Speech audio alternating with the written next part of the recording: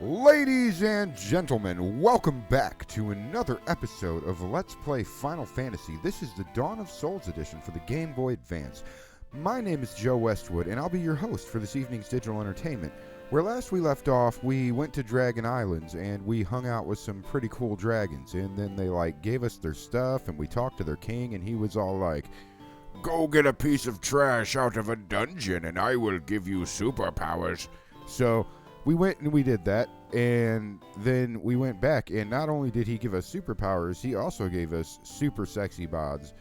So then we went on a shopping spree, and we got some stuff, and then I said when we got back we'd go on another shopping spree, but sorry guys, I accidentally did the next shopping spree off camera immediately after I got off the line with you.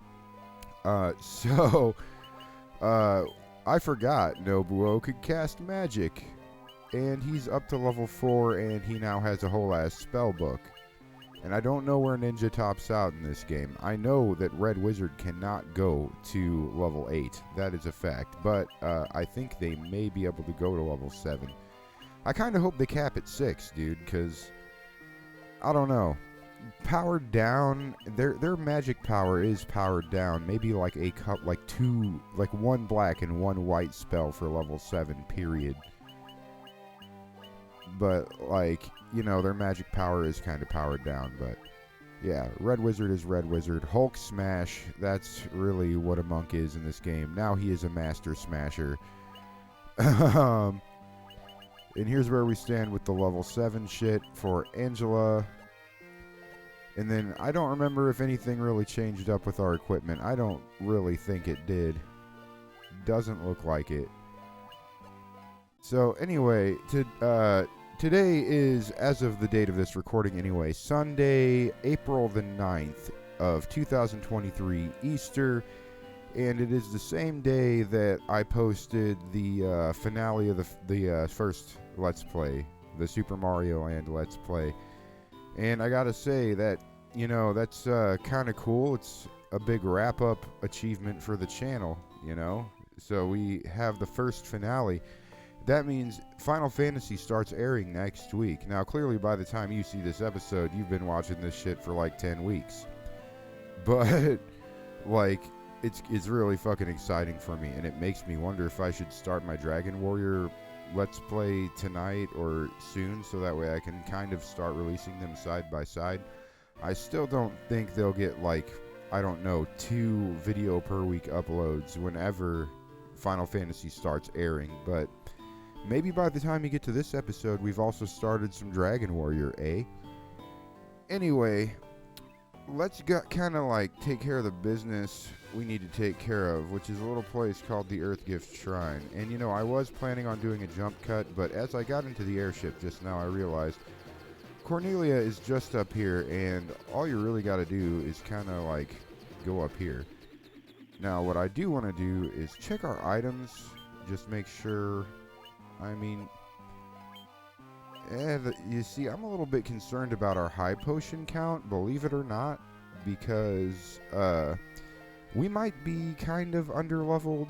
I don't know. I think it said minimum level was 26. We're level 34. I still want to get some more high potions. I don't even remember where I bought them at, but the answer is I bought them somewhere. So I'll be right back. The answer is Gaia. You buy them in Gaia, which is, the bird's eye on the top right-hand side of the map, in case you're wondering. Anyway, I'll see you guys back at the Earthgift Shrine. Anyway, as I was saying, you want to make sure that you got good, item preparation walking into this bitch regardless, so I think that should take care of our high potions. And ethers.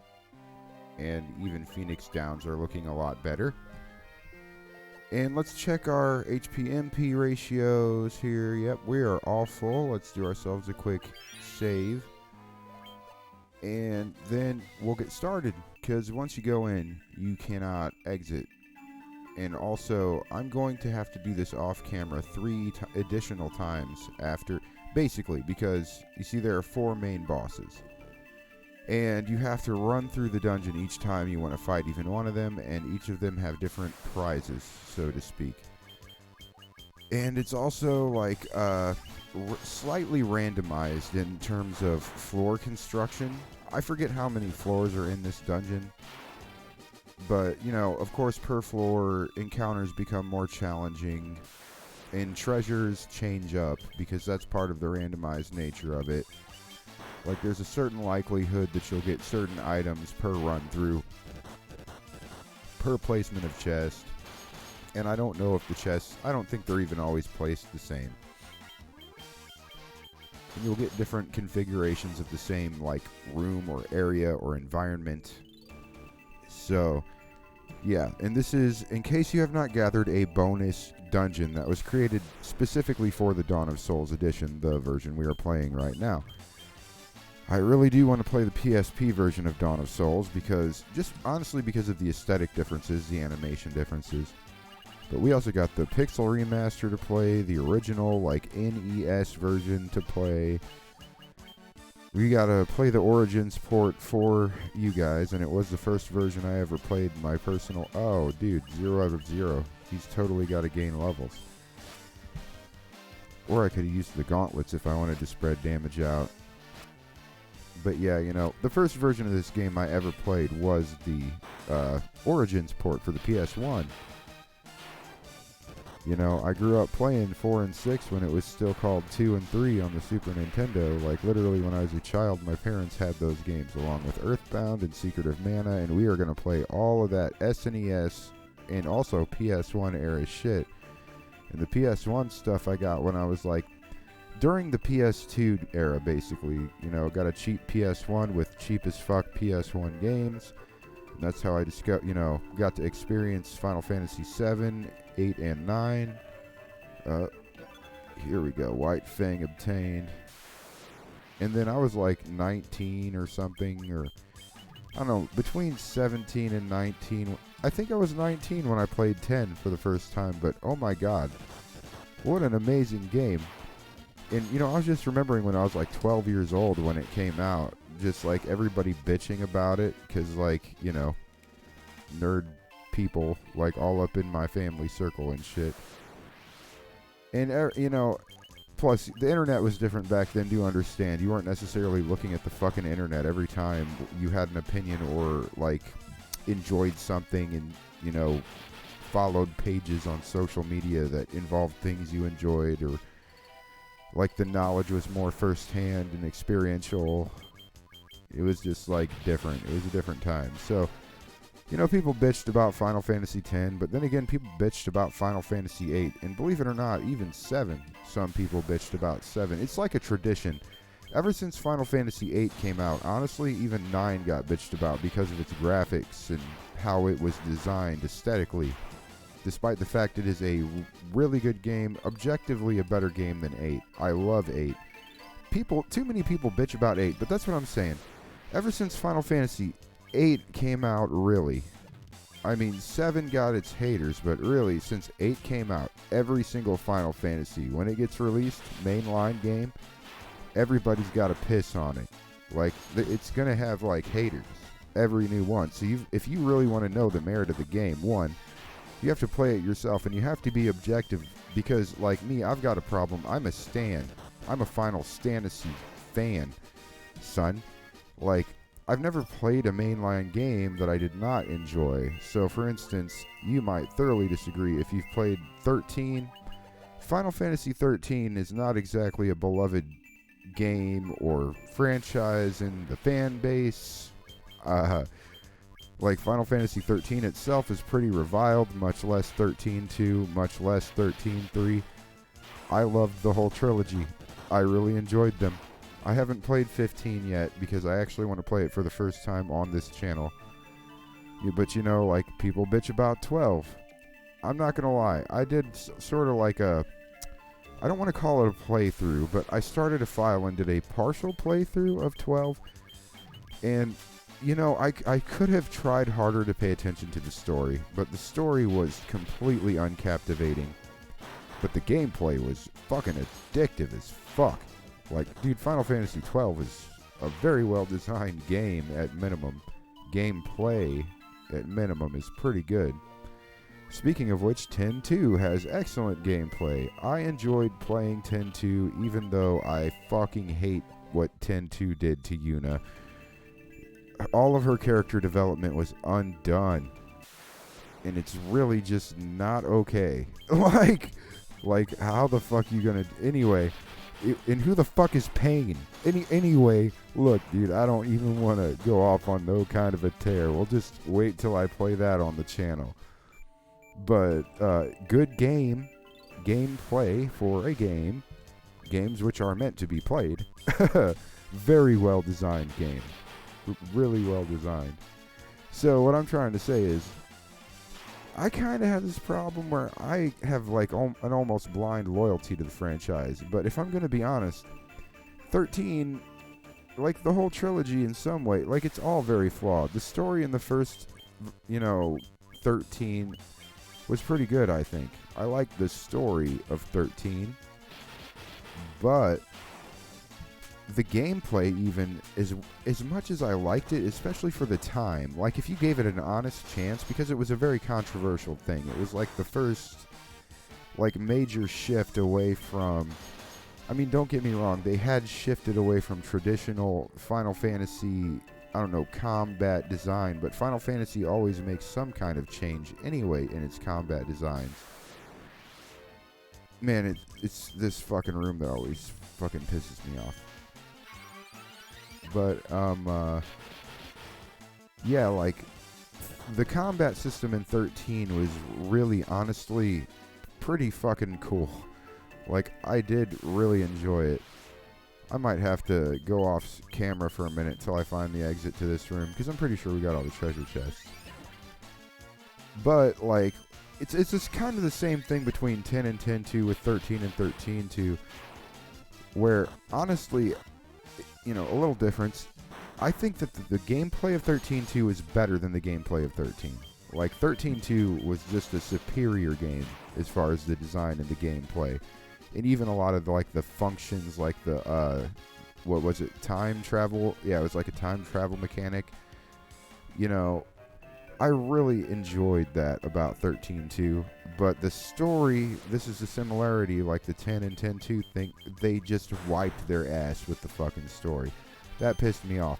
13-3 came along, I did not give a flying fuck about any kind of story anymore. And there we go, Ryan is now offset inside of the experience hierarchical system. Alright guys, I'll get Ryan back in shape, and I'll see you guys when I find the exit to this room. Hold up. Alright guys, I found her. It's kind of funny, it actually really wasn't that far away. Let's just kind of get to the Earthgift Shrine, basement level 3. Which I don't think is that, like, far. Yeah. And then I think next we gotta deal with, like, a forest or something.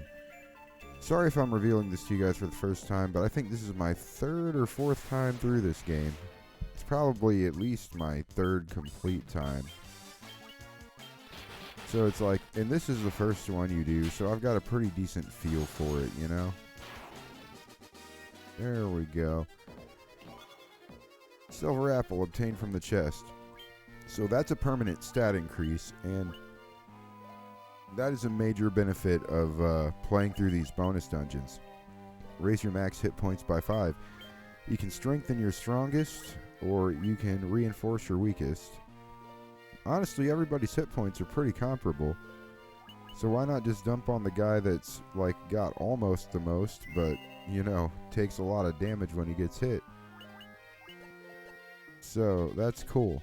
Like, the more of those you find, the better. And you can do the same thing for magic points, and you can get, like, strength increases and shit like that, And you can strategize, like, how you want to use that. And you can run through this dungeon over and over again and just pick those up if you want. I'm not going to do that.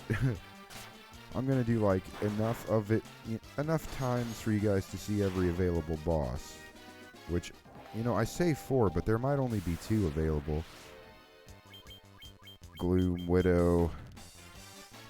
That's a good doom metal band's name, Gloom Widow. Be depressing as shit, though. I don't know, though. What if they made a concerted effort to make their music funny and happy if you read the lyrics in, like, trippy and stony just by the sound and nothing to do with, like, gloomy bullshit? You know, what if they tried to bring the doom into the gloom in a metal sense? Boom. Man, I can't wait for laterality shit to be done and over with. It's exciting. Although this episode will probably be like midsummer or something. It's like 2 months out and some change, like 2.5 months out. I gained a level. Oh, some levels were gained. I don't know what level we are now. Level 35, it appears. Let's just do a quick, in case you're one of those stat people. Doesn't look like Ryan's strength has gone up really at all in like 3 levels or so. I really thought that us like class changing would up our stats, but it doesn't appear to have. I'm not gonna make that joke. You make that joke. I'm not making that joke. Okay, let's go. Okay, right on. There we go. And then see, sometimes you just don't know if you initiated the guard or if you just stepped onto an encounter square. I think that... Oh, okay, so we initiated the guard. I feel like there is stuff in the other direction, but we can just clear these... Man, Scoldger, that's another good Doom Metal band name. Scoldger. I see like a trippy nerd Doom Metal shit, just like a whole fucking... There probably is an army of that shit. I mean, the sword is a thing, you know? So... I mean... As it is, there's a Doom Metal band called Sirith Ungol. If you've never listened to them, I really highly recommend it because it's some good shit. Oh, man. I don't know if we're going to be able to fight the boss this episode. We might have to do a boss rush episode the next time we get on here. Preemptive strike. Cool. But, man, that's pretty badass. You see how many hits he got in? Yeah, okay, this is what the upgrade's about, son. We're fucking shit up. Noblo has max 15 MP now. Okay, stuff up this way, I think. Because per run through, you know, you want to make sure you get this stuff. If I can get this stuff, I'm going to get this stuff in these places. Because they give you some good stuff, you know. There's like an elven cloak in this very room somewhere. Not necessarily, though, because it could be randomized into something else, but there is a chance at an elven cloak in this room per run-through. If I get at least, say, 2 of those, one for Ryan and one for Noblo, it'd be pretty worth it. But I think that even Angela could wear one, and if so, it'd be actually pretty worth it for her. But I don't know if we'd get 3, much less 2, especially if there's only 2 bosses in here. Then it's like, we might not even get 1. Okay, stuff. I want stuff. I know there's stuff around here. Some fucking where. Man, we want stuff. Okay. There's a stuff right here. Elven Cloak, see what I tell you. Okay. First of all... a shield, who can wear it? You know what? I'm thinking I want to give that to Ryan because he can't wear anything better than a buckler for some reason. But what about people who just can't wear fucking shields? Like, she could wear that. Probably the best move. Honestly, probably the best move. Here's to hoping we get another one. Okay, that's all the stuff in this spot, though, so we shouldn't make any kind of concerted effort to, you know, fight the dude that's left. Hurry up. I, like, unfast-forwarded it prematurely. Okay, then we'll fight this guy. Freaking encounter square, I swear to God, that's there. Just for that purpose. Get out. Yeah, get out of the way, dude. We're here to fuck your punk ass up. Okay. Jeebus crust. But this is, you know, at least you know from watching me that this is the first-hand nature of this place. This is the first game in an entire series of games. An encounter, like the whole nature of what an encounter even is, changes over time. I like how Dragon Warrior ended up doing it eventually. And Final Fantasy ended up kind of doing a similar thing later on. I think starting with 10. It's been a while since I've played 10. I think the next time I play it, I'm going to want it to be on this channel. I just kind of want to see you use the gauntlets. Wait, somebody must be equipped with the gauntlets, right? Nope. Just scorch 5 black goblins at once, ladies. Okay, alright. Calm the fuck down, Joe. Don't be so extra. Okay, down here? No? Alright.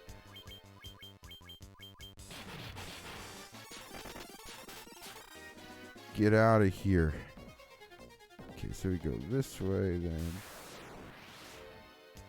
This fella's in our way. 4 on 4, you know. Classic fun stuff. Gosh darn it.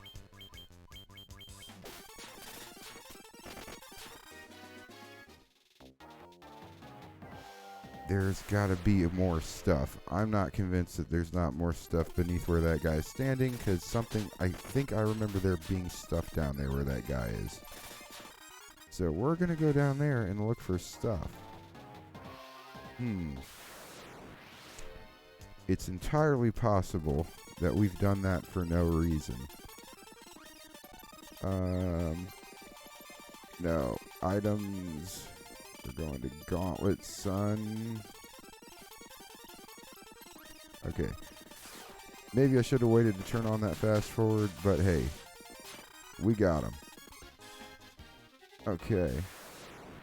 We should heal. I'm actually going to keep the fast forward off just so we can heal a bit. Hopefully, anyway. Yep, there we go. Okay. Anything? Or am I just taking out extra security? Because it's like, bonus XP is not bad or anything, but... Yep, that's all I was doing. Okay, well, let's go handle these dudes then. I'm gonna have her cast Heal Aura again, just to kind of keep us in good shape, you know? Okay.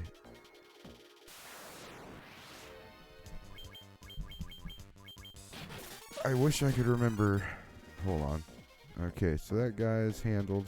Okay, there's a stuff. That was not worth it. But we might have just opened up the pathway to exiting this room, which means we'll be that much closer to a boss. I don't remember if the next floor is direct to a boss, or if we got to go through like another dungeon kind of like area, you know, another dungeon floor. But we'll be pretty close. I'm gonna read this gravestone just to see if it says anything. Ambush. Oh no. Annihilation. Nothing. It's part of the gig. I mean, it's like when you're playing this by yourself, if you're like me, you don't necessarily mind this so much. But like providing commentary going through this knowing an audience is like dealing with the tedium. That's what I don't like about like this aspect of these old games. But you know, there are different releases, different versions. There are even mods of this game out there that I very likely will try on screen. And we will get like less and more agonizing versions of this game. And I mean that by like leaps and bounds. There's probably versions of this where you can just turn off encounters. You know? Okay, so that's 1, 2 boss rooms, and it looks like there may even be 3, 4 of them. But up direct middle, and then you can skip. So that's 1, 2, then 3 right here, and I guarantee you 4. So let's kind of just think about how to get to 4. Honestly, we would want to take care of the 2 up top first, just because they're a little bit trickier to get to. Might as well get them out of the way. What? Hold on. What? How many boss rooms are in here? That's 2. Okay, so that is 2. Okay, and 3.